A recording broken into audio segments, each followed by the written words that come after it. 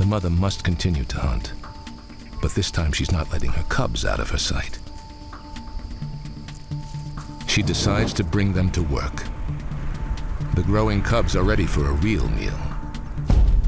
She needs more than a young fawn. This time she's going to go for a larger prey, the mother. She schemes to win not by force or even speed, but by deception.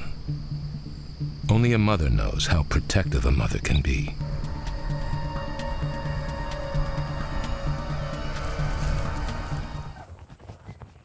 There's water here now, but within a month, it'll dry up, and the wildebeest will leave town.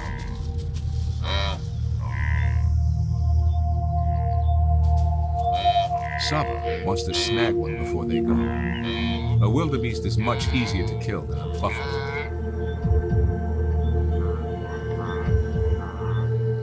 With 8 growing cubs, she and her sisters have their work cut out for them.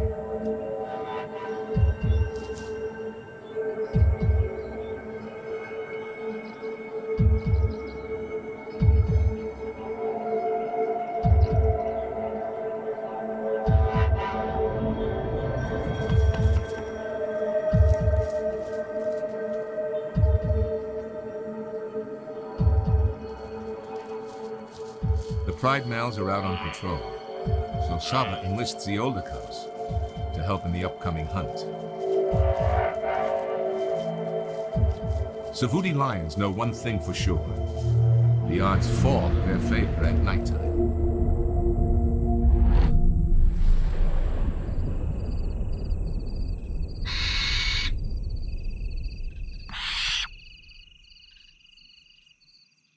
Wildebeest have weak night vision, much like our own. Lion night vision is believed to be 8 times sharper than a human's.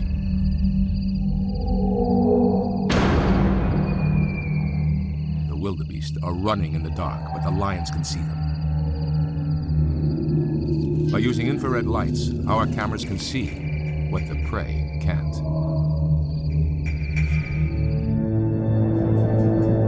On the marsh plain, the wildebeest could bolt in any direction. Instead of a solo ambush, Saba opts for the 2-pronged attack. Position herself with a second lioness on one side of the wildebeest, and the adolescent cubs on the opposite side. If she can get the young hunters to scare the wildebeest towards her, it's game over. The pride moves into position. After following the adults on countless hunts, the cubs know what's expected of them. Saba gets into position.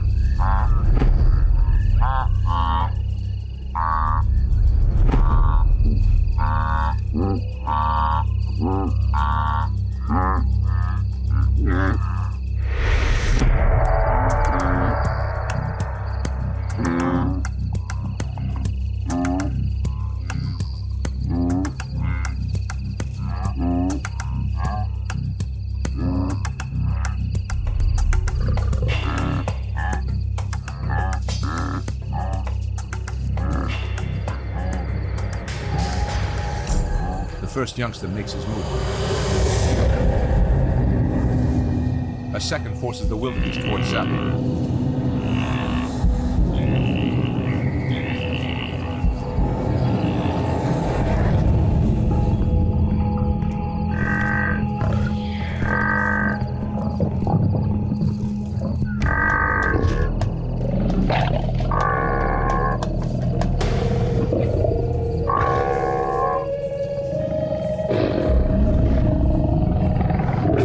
Tested strategy tailored for this open marsh plain.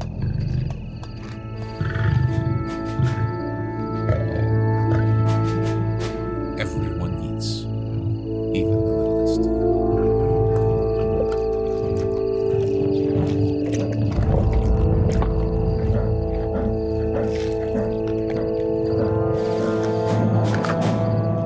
News of fresh meat travels quickly. When you're a successful Savuti predator, hyenas are your constant rivals. Saba's meal and the cubs are at risk. Despite lions being bigger and stronger, the hyenas have numbers.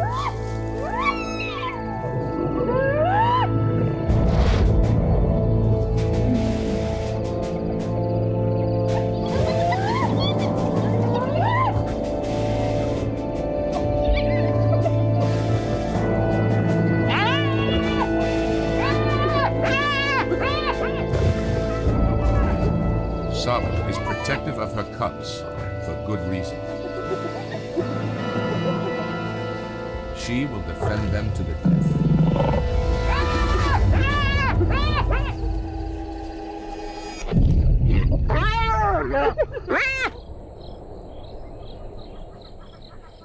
Saba protected her meat and her cubs with great courage. But she's paid a huge price for the victory.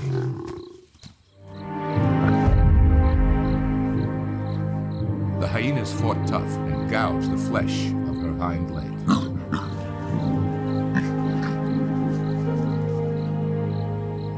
It's a serious wound that could kill her if it gets infected. With Saba now injured, the whole pride is in danger.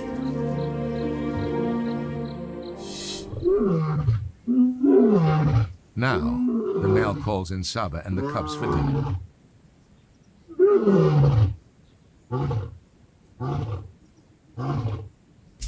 After almost a week, the males are back with the pride. It's a bittersweet reunion. Saba's had it tough. A quick greeting secures their bond. At least he's got them a meal.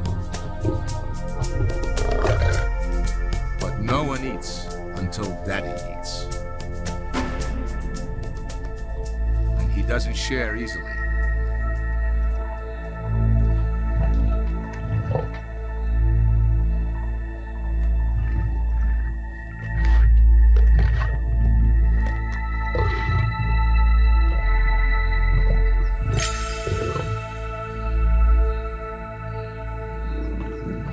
Full belly is their big break. But there's also not a lot left after the nomads and the male got their fill. The pride has to get right back out there and take down their own buffalo. The herd's now on the edge of the woodland, moving toward hunting zone 1, the marsh plain. There's more space on the marsh and the buffalo are more exposed. If the herd stays here tonight, the pride's got a chance. With the male back, Saba's got the reinforcement she needs to take on the ultimate challenge. A big buffalo to feed the whole pride.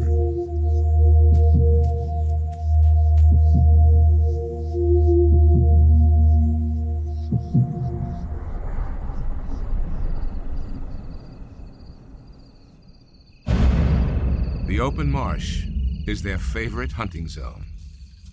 The pride now has strength in numbers. This time, they'll work as one. The pride strategy is to attack from a single angle.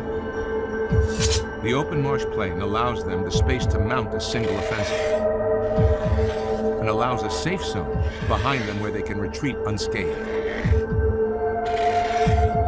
On a united front, they have more support from each other and can attack in waves, keeping up the offensive for longer. The buffalo may not see the lions in the dark, but they can smell them.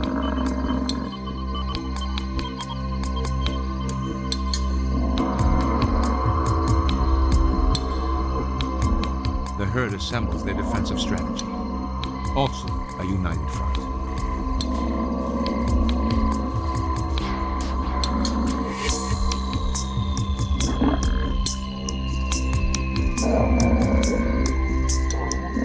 Predator and prey face each other down.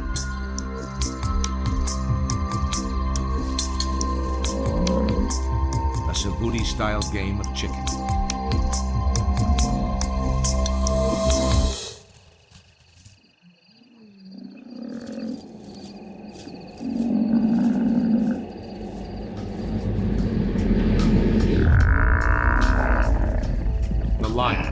things off.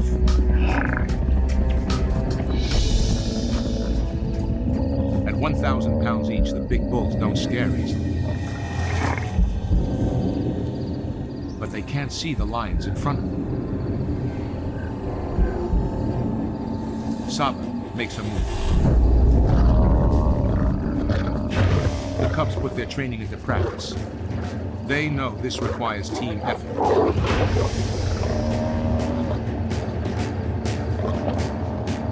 A bodyguard steps in.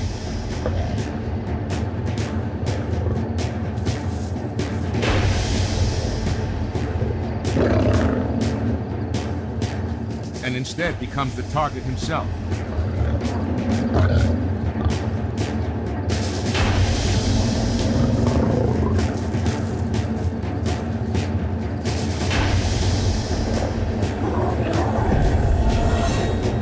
Another attempt. Within seconds, their teamwork shows its power. The pride strategy is to draw attention away from Saba.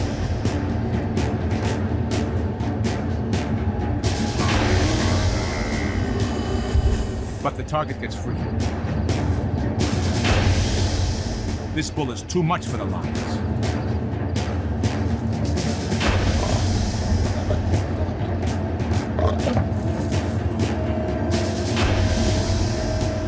Pride male takes a chance.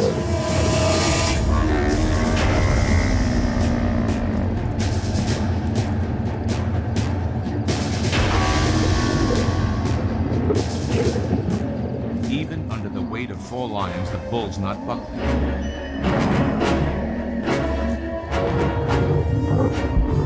He knows that if they get him to the ground, he's a goner.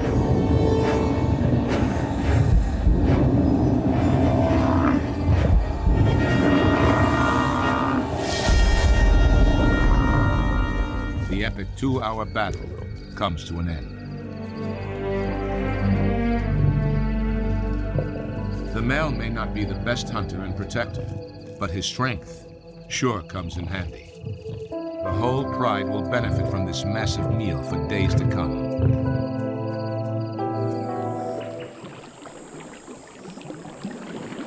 He's got his meal. Now he has to keep it. Good news travels fast in the trenches. The ragtags also haven't had a decent meal yet.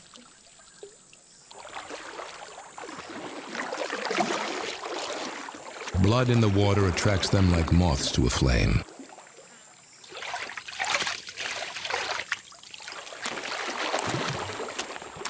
Everyone wants in on the action. Meat makes a pleasant change to fish.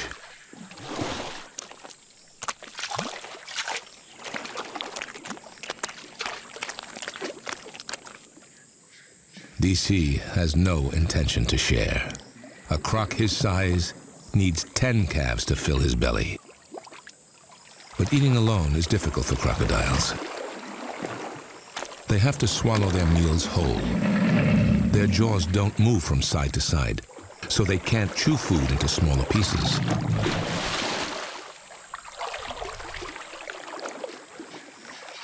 DC's in a quandary. He can't fight off the ragtags with his mouth full, and the awkward hunk of meat just won't slip down his throat. The crew knows it's checkmate. If he wants to eat, he'll have to share.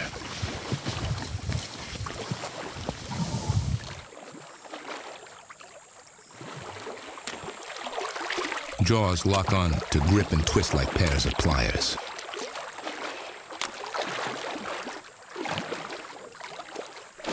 Spinning around a fixed axis is an efficient way to divide the spoils.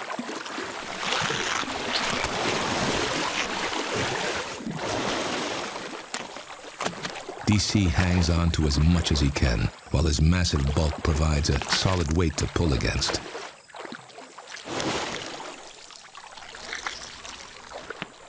By cooperating, DC finally gets a bite. But so do the others. And that's just not right. All his hard work for one measly mouthful. There's a price to pay for stealing. He wants them gone. But food fights and land grabs come with the territory here. The hunting opportunities are so scarce.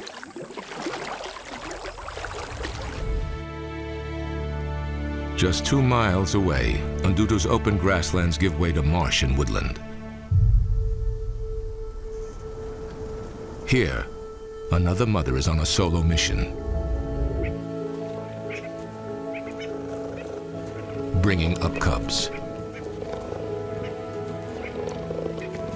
She's part of a big pride, but she needs to keep the cubs away for their safety.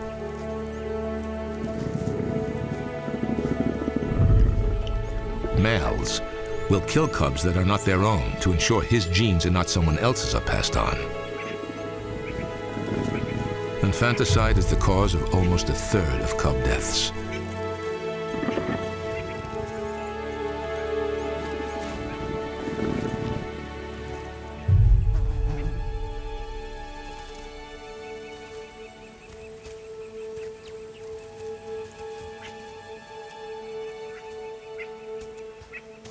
Now, the pressure is on her to be the sole hunter for 2 hungry cubs. And this calls for a special strategy.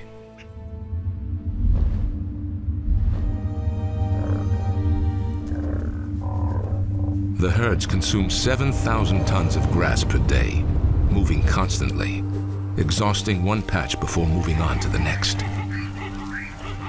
As they move into the edge of open ground, they enter the heart of the lion's territory. At twice the weight of a cheetah with half the speed, she needs to get much closer before making a chase. And that requires cover. Which is why she targets prey here, hunting zone number 2, the edge. A mix of open ground and trees. She doesn't have the speed of a cheetah or the backup from her pride. The only way her solo hunt can succeed is if she surprises them. Moving in from downwind, she stalks with silent footsteps. Softly moving towards the prey and freezing every time they look up.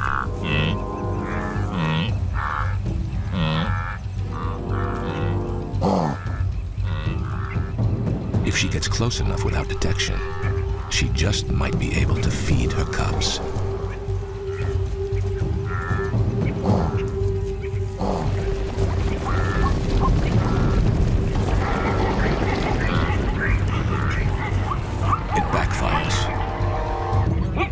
Even lions live in fear of angry wildebeest. Without support from the pride, she cannot risk injury.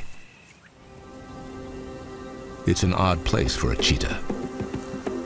The marsh is lion country. Cheetahs usually stick to open ground, terrain that fits their hunting technique. But there's no cover out there to hide the cubs.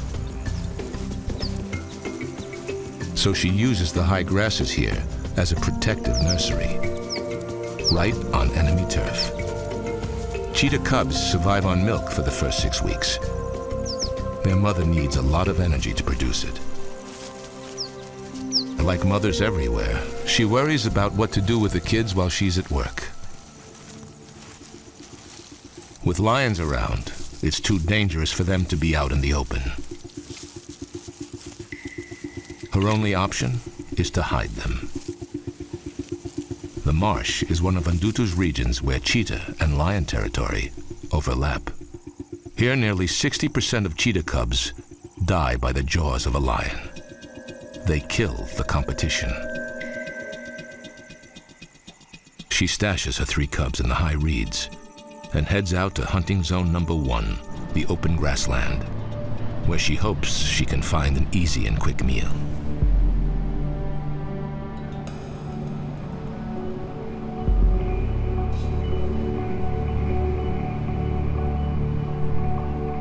The cheetah mother continues her search for cubs throughout Undutu.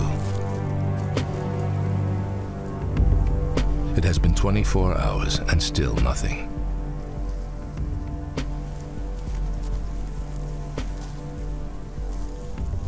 She picks up a scent, leading away from where she last saw them toward the edge of the marsh.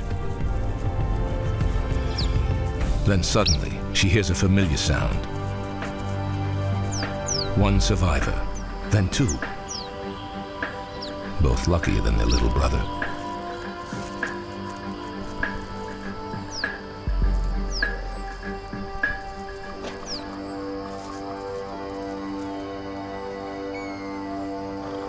They had their first serious brush with danger, and they survived.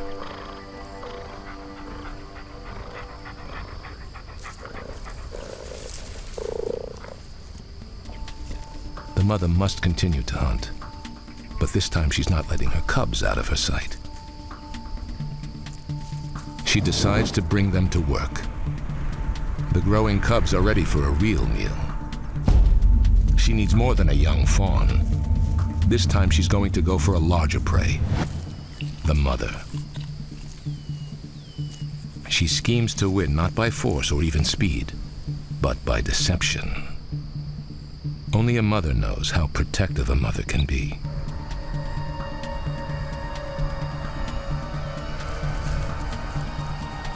She plans to use the fawn as bait, giving the mother a chance to save her little one.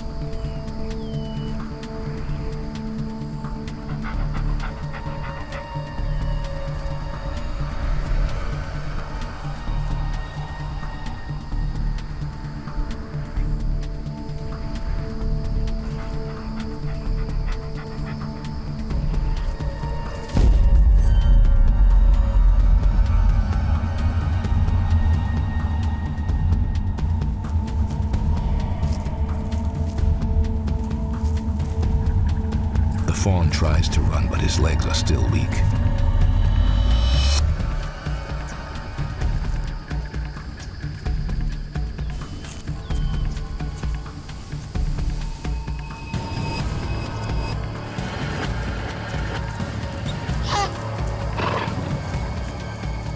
It takes restraint and planning not to simply devour it.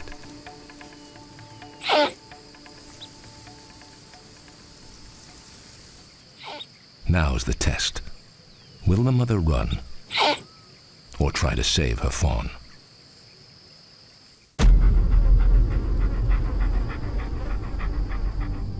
The mother gazelle won't leave her fawn. The cheetah plan is working, and with every second she's gathering strength for another charge. Now, the real chase.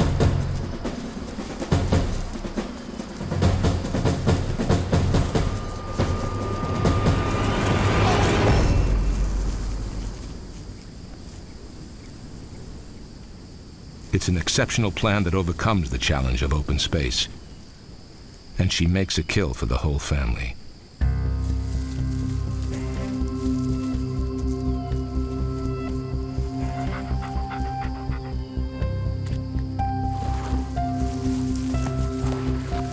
She hides the carcass and her cubs from the lions.